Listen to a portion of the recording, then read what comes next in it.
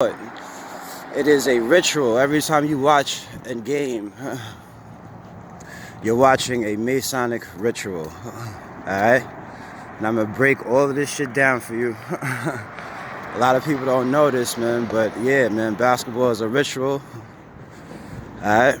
That originates from the ancient Olmec sport. We just gonna call it the ball court games. It had a different few names. I can't even pronounce the names, but basically the Olmecs were cultivated the rubber tree, and they were the first ones. They came from Africa to America. They were the first known people to populate the Americas.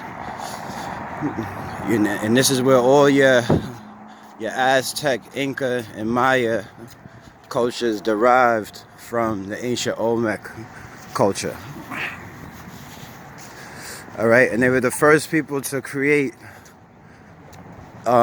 team sports that we know of in this world. And that was the ancient ball court games. Right, where they took the rubber ball and bounced it off their hip. They bounced it off their hip or whatever, try to put it through that hoop on the side of the wall. You know what I'm saying? They didn't use their hands. There was a lot of sacrifices that were done at these games. You know what I'm saying? I'm not going to get into, that's a whole nother topic. Yeah, but there was ritualistic sacrifices. The ancient Mayans, Aztec, and Inca, a lot of their rituals were bloodletting rituals. You know what I'm saying? Where they gave their blood as an energy source for their gods. The main gods of the ball court games were the hero twins. They're pretty much the sun and the moon. So the whole game was about, you know, the creation of man, the earth and whatnot, and the sun and the moon's cycle. The death and rebirth of the sun and the moon. Right? So James Naismith, he was a Freemason. What he did is he took the whole concept of the ball court game,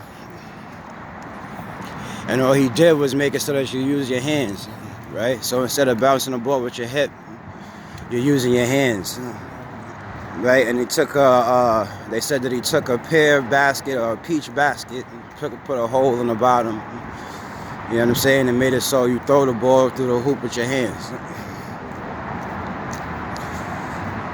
You know what I'm saying?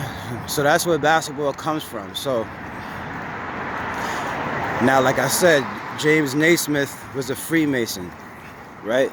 So now all the dimensions on the basketball court all have a Masonic origin and meaning. If you want to go into it, I'm going to go further into it. Now all sports are rituals. Baseball is a ritual dealing with the law. You know what I'm saying? I haven't got all into football yet, but all sports in America are Masonic and have these Masonic dimensions, origins, mythologies, and whatnot in the measurements on the field. So like I told you, basketball is a ritual, right? Now it's more, in the Masonic culture, it's more of a sex magic ritual. I know y'all gonna think this is crazy, but if you look at the court, right? Just look at the court, look at the paint and the top of the key. It looks like a penis, right? There's a big ass circle going around the top of the key, the 3-point line. You know what I'm saying? That would be the legs or whatever. You see the penis getting ready to go into vagina, to the vagina. This is damn, I don't even know if I can put this on my YouTube channel. We're gonna have to put this on my mythological shit. But so the middle, as you can see, is the ovary or the egg or whatever. You know what I'm saying? You can see, yeah, you can see how the basketball court is drawn out. That the paint, you know what I'm saying, at the top of the key is an erect penis. The circle in the middle is like the egg or the ovary. You feel me? And then even the ball going into the basket is like a sexual sound. It's like a swishing sound. You know what I'm saying? So, yeah, so the basketball court, all the dimensions, and I'm going to get into that in like later videos, are based off of Masonic principles and beliefs. You feel me? And then the game is a sex magic ritual. So every time you're watching a basketball game, an NBA game, you're watching a new form of the ancient Olmec ball court games and the ritual. There are still sacrifices that go along with these games. They're not in plain sight as they were in the Olmec culture, and now they have a much more darker, lower vibrational causes for the sacrifice or reasons for the sacrifice. It's very hidden. You know what I'm saying? It's very low vibrational.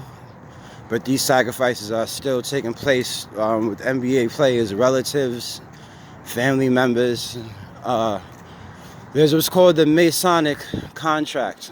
A lot of these NBA players are signing these Masonic contracts dealing with blood and oaths and things like that, and having to,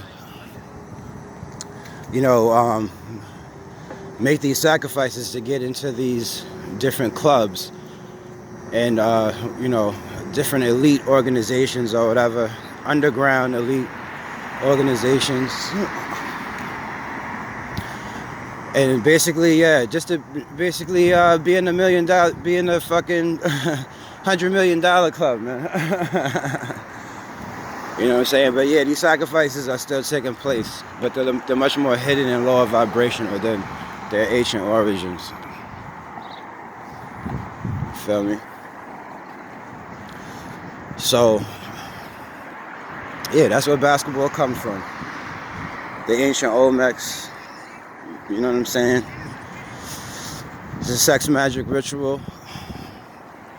So I'm gonna get into it a lot more moving forward, but we're gonna start there. Make sure you like, comment, subscribe. You know what I'm saying? Let me know if you want me to go more in detail about certain subjects, and what do you think about the connection between